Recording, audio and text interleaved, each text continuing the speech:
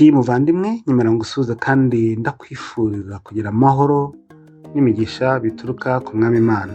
Yesu ashimwe.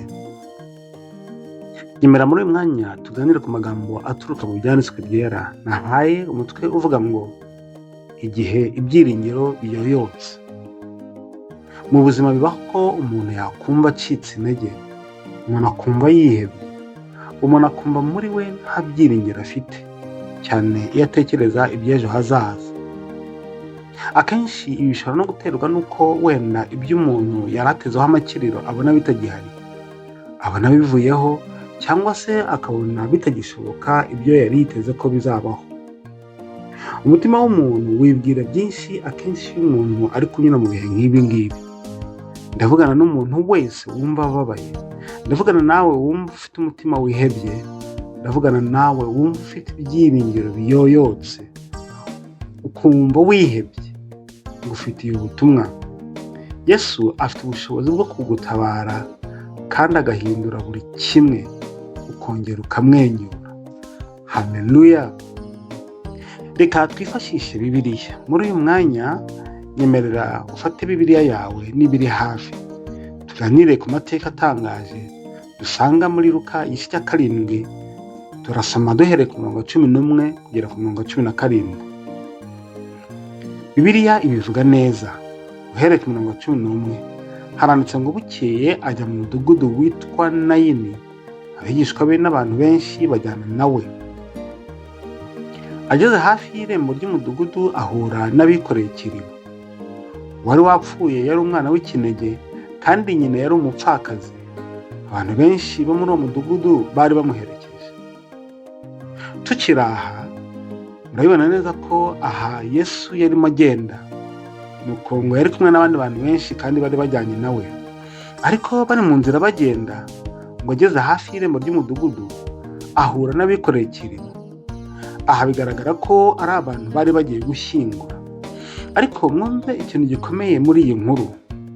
Aha dusomye yuko uwari ugiye gushyingurwa yari umwana ngo w'ikinege kandi na nyina yari umupfakazi. Nimutekereza murasanga uyu mubyeyi yari mu gahinda gateye ubwoba, kuko niba nyina yari umupfakazi biragaragara yuko uyu mwana yari we byiringiro n'umunezero mu buryo bwinshi kuri nyina wari umupfakazi. Aho atari afite umugabo wo kuba yabana nawe no kumukomeza, yarashobokaga ko yabonaga umwana we akamutera ibyiringiro. Aho atari afite abandi bana abona bakinira imbere ye, birashoboka cyane yuko uyu mwana we wari ikinege ari we wamuteraga kunezerwa mu mutima we. Ariko uyu mubyeyi wari umupfakazi, uyu mwana we biragaragara yuko yari yashizemo umwuka. Aha rero Yesu yahuye n'abari baje kumutabara bajya kumushyingura. Urupfu ruraza rushyira iherezo kuri ibyo byishimo byose yashoboraga kuba yakura muri uyu mwana w'ikinege washoboraga kuberaho abandi bana batari, umwana w'ikinege washoboraga kuberaho umugabo atari kuko yari n'umupfakazi. Umwana w'ikinege urupfu rwaraje ruramutwara. Cyari gikurikiyeho rero kujya kumuhamba, kumushyingura. Muri uyu mwanya uyu mubyeyi biragaragara yuko ibyiringiro byo kongera kunezerwa byari bishingiye muri wa mwana mu buryo ubwo aribwo bwose byari byayoyotse, byashize kuko atarakiriho. Umutima we yari yuzuye agahinda, yari yuzuye kwiheba, azengurutswe gusa n'ibimenyetso by'umubabaro, nta nkomyi zihari. Bari bamuherekeje, bari bagiye gushyingura. Ubwo nyine byari iherezo ry'uyu mwana.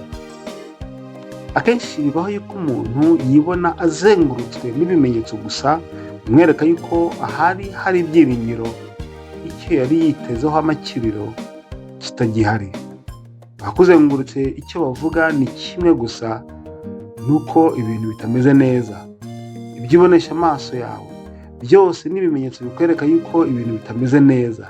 Nta kintu na kimwe mu maso yawe kikugaragaza yuko ibintu bishobora kuba byiza, ahubwo byose birakwereka iherezo ry'ibyo wari witezeho amakiriro. Akenshi mu mwanya nk'uyu nguyu abantu bajya umwanya wo kwakira ibyabaye nyine.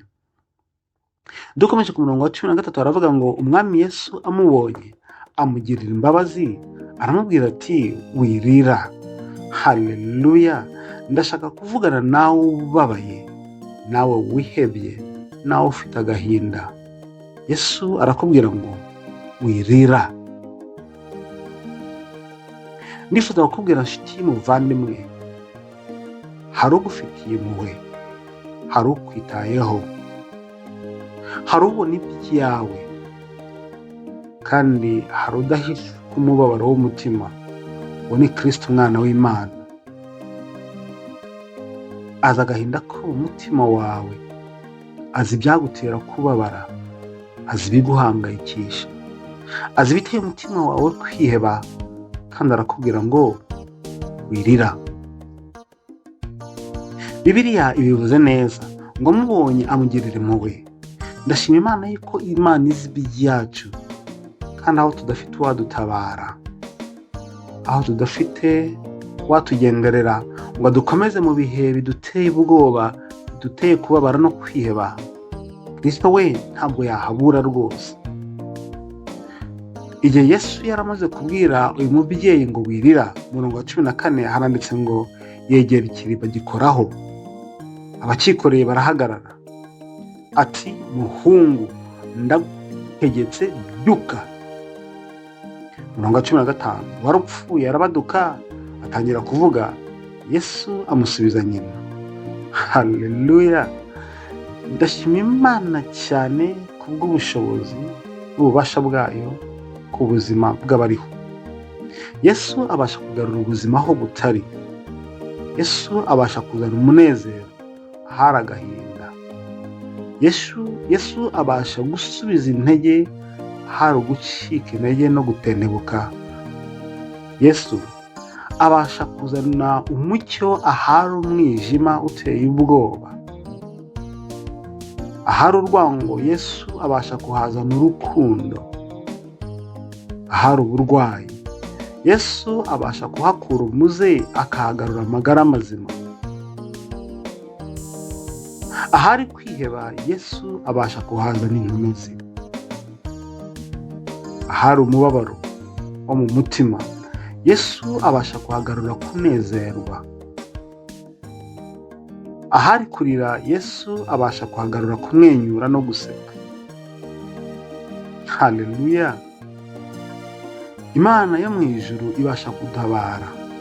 Imana yo mu ijuru ibasha kugutabara wowe ubabaye, wowe wihebye, wowe wumva ibyiringiro biyoyotse. Imana yo mu ijuru ibasha kugutabara, kandi byose ikabihindura bishya, igashyira iherezo kuri ibyo byose biguteye kwiheba no kugira umubabaro wo mu mutima.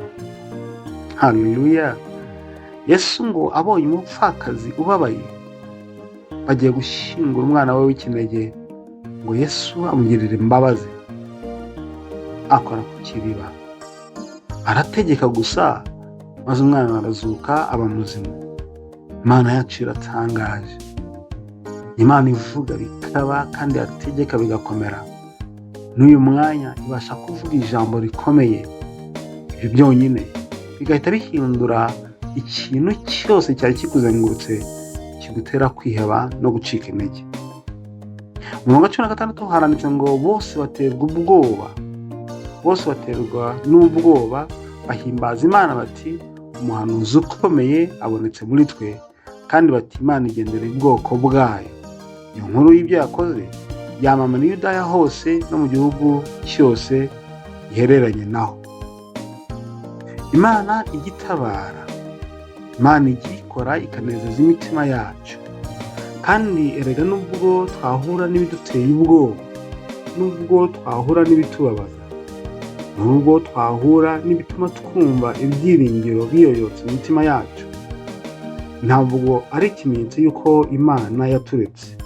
Oya, Imana yo mu ijuru iracyatwitayeho cyane, kandi iradukunda, kandi iracyafite n'ubushobozi bwo kudutabara, bwo kongera kuturemera ibyiringiro mu mitima yacu. Yeremiya igice cya 33 umurongo wa 2 n'uwa 3 haranditse ngo uko ni Uwiteka avuga, ari we ugira icyo akora, ari we ukirema akagikomeza. Uwiteka ni ryo zina rye, aravuga ngo ntabaza ndagutabara, nkwereke ibikomeye biruhije utamenya. Haleluya! Igihe wumva ufite umutima wihebye, igihe wumva wuzuwe no gushidikanya, igihe wumva nta byiringiro ufite mu mutima wawe, Imana yo mu ijuru irakubwira ngo ntabaza ndagutabara.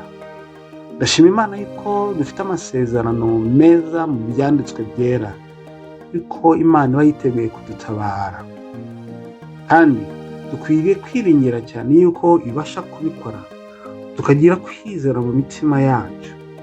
Erega nubwo umuntu yanyura mu bihe bigoye, umuntu akanyura mu bihe byuzuyemo kwiheba, umuntu akanyura mu bihe bidafite ibyiringiro namba, dufite Imana yo mu ijuru itwitaho.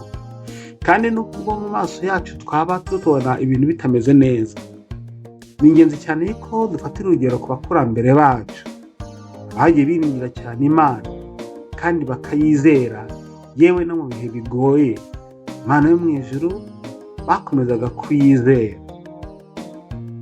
Dawidi ni umwe mu bakurambere bagiraga kwizera cyane bakiringira Imana.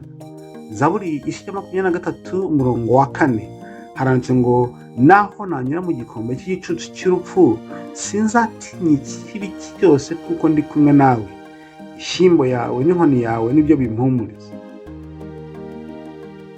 Aha Dawidi ntabwo yahakanye ko bitabaho ko yanyura mu bihe bigoye. Yarabivuze neza ati naho nanyura mu gikombe cy'igicucu cy'urupfu.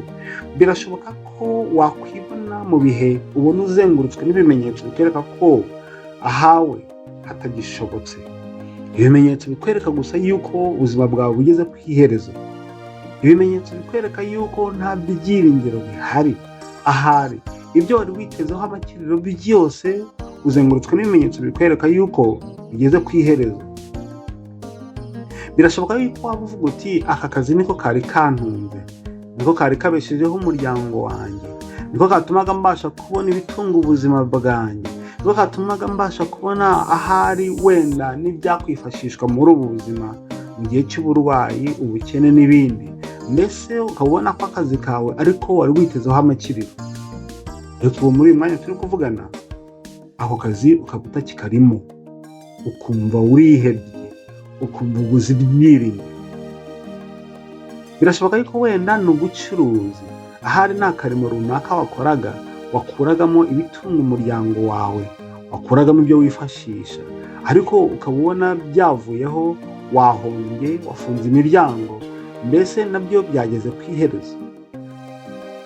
Birashoboka yuko ashobora kuba ari umuntu runaka, ahari uyu muntu ukaba utekereza yuko atariho nawe utabasha kubaho, akaba ari umuntu wumva wita ku buzima bwawe, niwe wita ku buzima bwanyu, niwe wita ku buzima bw'umuryango wawe, niwe wita ku bibazo bitandukanye uhura nabyo, ariko uyu muntu ahari akaba yakweruriye ko atazongera kugufasha no kukwitaho.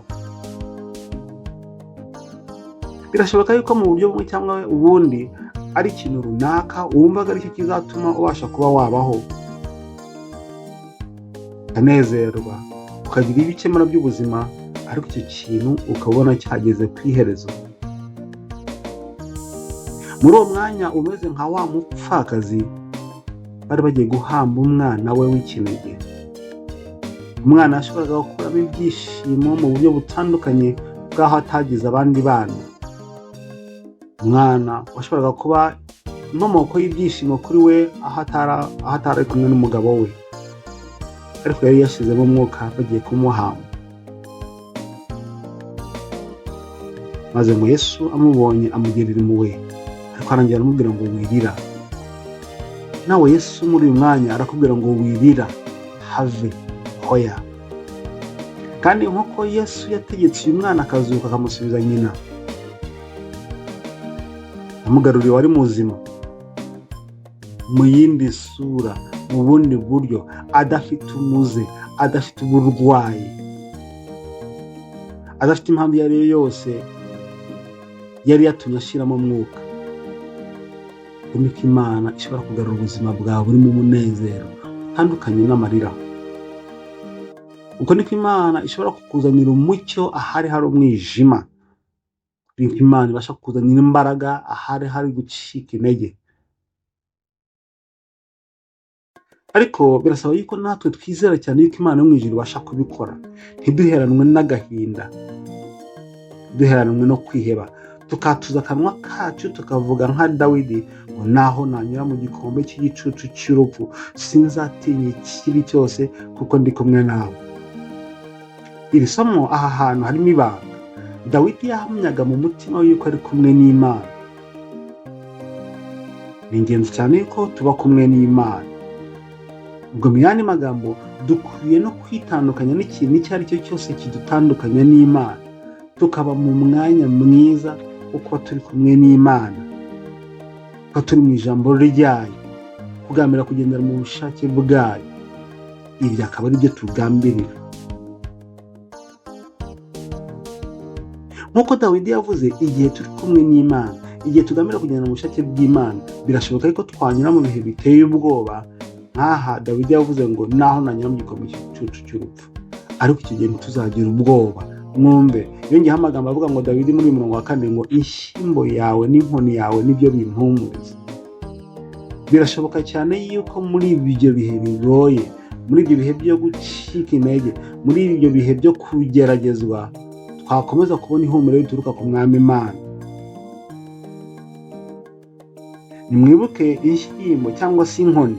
Ubundi abazi iby'abashumba, iyo umushumba runaka aragiye inka, iyo inka ishatse gutana no kuyeba, burya umushumba kenshi arayikubita yigarura mu nzira. Erega buriya biranashoboka yuko hari n'ibyatugeraho ari ukugira ngo bikumire ibindi bibazo bikomeye cyane byajyaga kutubaho. Imana ibasha kwemera ko tugerwaho n'ibyago n'amakuba, ariko n'ubundi igamije ibyiza ku buzima bwacu. Kuko umushumba yakubise inkoni inka, ntabwo aba agamije ikibi. Burya akenshi aba ari kugira ngo ayigarure idatana, igira ibyo ikora bidakwiriye. Uko niko Imana ishobora no kwemera yuko hari ibintu twajyaga kuba twitezeho amakiriro muri uwo mwanya, ikemera yuko bigera no ku iherezo. Ariko turimo tunasoma yuko muri Bibiliya Imana ibasha kuzura ikatugarura ibyacu mu buzima bwiza. Noneho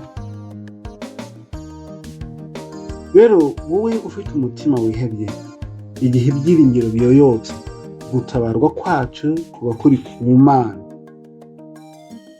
Tugomba kwiringira cyane yuko Imana yo mu ijuru tukitaho, tugomba kwiringira cyane yuko Imana yo mu ijuru dukunda kandi yita ku byacu rwose.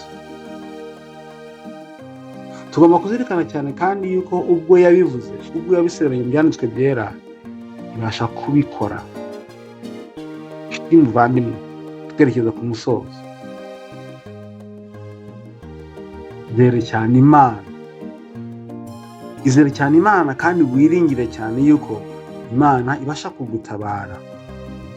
Igihe ibyiringiro biyoyotse, nta handi gutabarwa kubasha kubonerwa muri Kristo Yesu. Iringire cyane yuko mu ijuru hari Imana ibasha kukwitaho, ibasha kugutabara, kandi ibyo ngibyo ibikorera buri muntu wese. Idukunda nk'aho buri muntu wese ari we wenyine warutiye kuri iyi si.